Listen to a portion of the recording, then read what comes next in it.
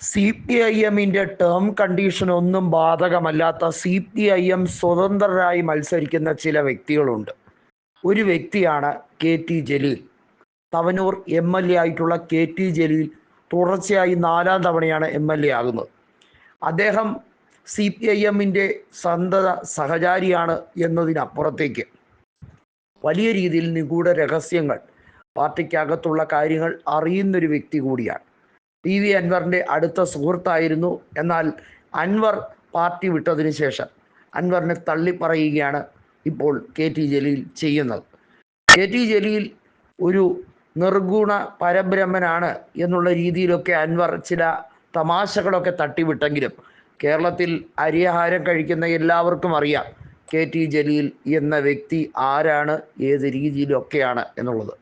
മുസ്ലിം ലീഗുമായി എതിരഭിപ്രായത്തിനെ തുടർന്ന് പാർട്ടി വിട്ട് ഇടതുപക്ഷത്തിൻ്റെ സഹായത്തോടെ ആദ്യമായി കുറ്റിപ്പുറത്ത് 2006-ൽ PK കുഞ്ഞാലിക്കുട്ടിയെ പരാജയപ്പെടുത്തിയതിനു ശേഷമാണ് KT ജലീൽ എന്ന പേര് കൂടുതൽ എല്ലാവരും കേൾക്കാൻ തുടങ്ങിയത്. 2011-ലും 2016-ലും 2021-ലും വിജയം ആവർത്തിച്ചു കൊണ്ടേയിരുന്ന KT ജലീലിനെ സംബന്ധിച്ചിടത്തോളം കഴിഞ്ഞ തവണ, അതായത് 1-ാം പിണറായി സർക്കാരിൽ ഉന്നത വിദ്യാഭ്യാസ വകുപ്പ് മന്ത്രിയാവുകയും, എന്നാൽ നമുക്കറിയാം ഈന്തക്കുരു വിവാദം ഉൾപ്പെടെയുള്ള കാര്യങ്ങൾ വന്നു. ഖുർആൻ മറയാക്കിക്കൊണ്ട് കള്ളക്കടത്തുമായി ബന്ധപ്പെട്ട ചില ആരോപണങ്ങളൊക്കെ വന്നു. അതിന് വലിയ തോതിൽ അദ്ദേഹം പറഞ്ഞത് എൻ്റെ ചോര കുടിക്കാൻ ആഗ്രഹിക്കുന്ന ചില ആളുകളൊക്കെ ഉണ്ട് എന്ന രീതിയിൽ വൈകാരികമായി ഒക്കെ പോസ്റ്റുകൾ ഇട്ടു.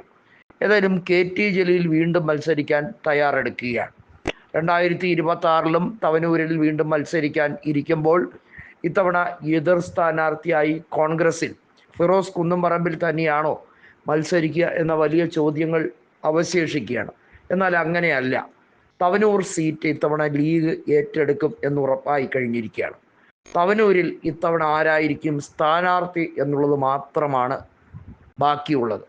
തവനൂരിലും അതുപോലെ തന്നെ താനൂരിലും ലീഗ് തന്നെയായിരിക്കും മത്സരിക്കുക. താനൂരിൽ കഴിഞ്ഞ തവണ അബ്ദുറഹ്മാൻ കേവലം 1000-ന് താഴെ വോട്ടുകൾക്ക് മാത്രമാണ് PK ഫിറോസിനെ പരാജയപ്പെടുത്തി മന്ത്രിയായത്. എന്നാൽ താനൂരും തവനൂരും ഇത്തവണ തിരിച്ചു പിടിക്കാൻ തന്നെയാണ് ലീഗിൻ്റെ നീക്കം.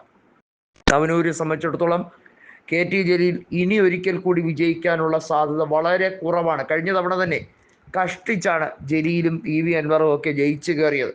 2000-നടുത്ത് വോട്ടിൻ്റെ ഭൂരിപക്ഷം മാത്രമേ ഇവർക്കൊക്കെ ഉണ്ടായിരുന്നുള്ളൂ. വാസ്തവത്തിൽ നിലമ്പൂർ ലീഗ് നോട്ടമിട്ടിരുന്നതാണെങ്കിൽ പോലും ലീഗിനെ സംബന്ധിച്ചിടത്തോളം അവസാന ലാപ്പിൽ ഒരു ഉപതെരഞ്ഞെടുപ്പ് വിഷയം വന്നപ്പോൾ ലീഗ് കോൺഗ്രസിൻ്റെ സീറ്റ് തന്നെയല്ലേ, അവർ തന്നെ മത്സരിക്കട്ടെ എന്ന തീരുമാനത്തിലേക്ക് വരികയായിരുന്നു. നിരവധിയായ മണ്ഡലങ്ങൾ ലീഗിന് പ്രാതിനിധ്യം ഉണ്ട് എന്നുള്ളത് വ്യക്തമാണ്. തവനൂർ ഏറ്റെടുക്കുന്നതിനോടൊപ്പം തന്നെ കോൺഗ്രസ്സിന് മറ്റൊരു സീറ്റ് തിരിച്ച് നൽകാൻ വേണ്ടി നീങ്ങുകയാണ്. ആ സീറ്റ് എന്ന് പറയുന്നത് കണ്ണൂർ ജില്ലയിലെ അഴീക്കോട് സീറ്റായിരിക്കും.